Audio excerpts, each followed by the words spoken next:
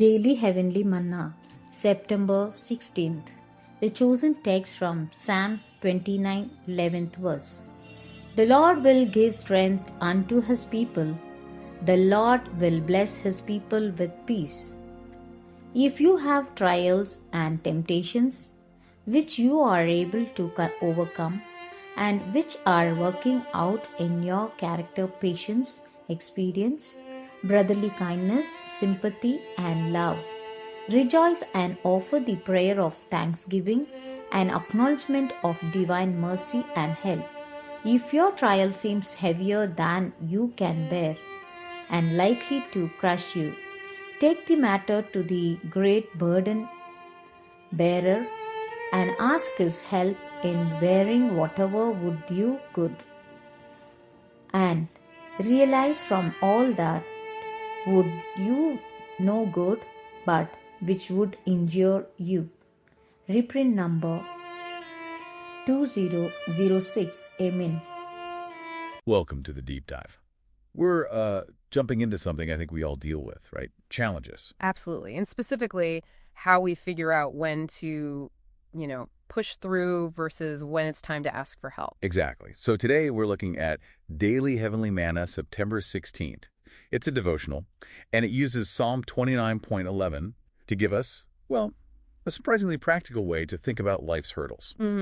Our goal here is really to unpack that, to see how this text gives us a kind of roadmap for understanding and, maybe more importantly, responding to the things you face. What I find really interesting is how clear-cut it seems. Yeah, it really offers two very distinct paths, doesn't it? A specific framework for looking at personal trials, temptations, whatever you want to call them. It's based on wisdom that's, well, ancient, but feels incredibly relevant now. It does, and it all sort of anchors back to that core promise in Psalm 29, verse 11. Right. The Lord will give strength unto his people.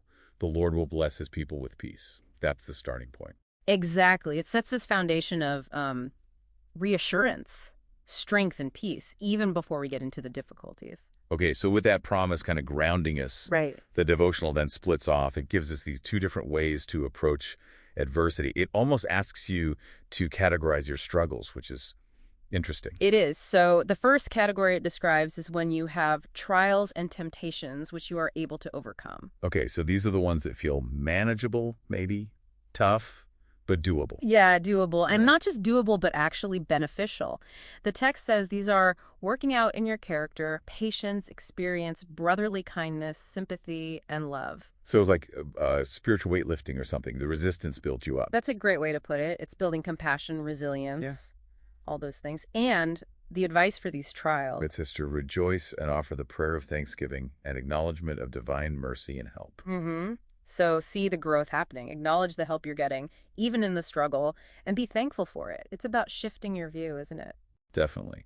Seeing it less as a burden and more as, well, an unexpected opportunity for growth. Yep. Giving thanks during the process. Exactly. But then there's the other side. Right. Because not every challenge feels like a growth opportunity. Yeah. Sometimes things just feel crushing. And the source tackles that head on. It addresses the second scenario, when trials seem heavier than you can bear and likely to crush you.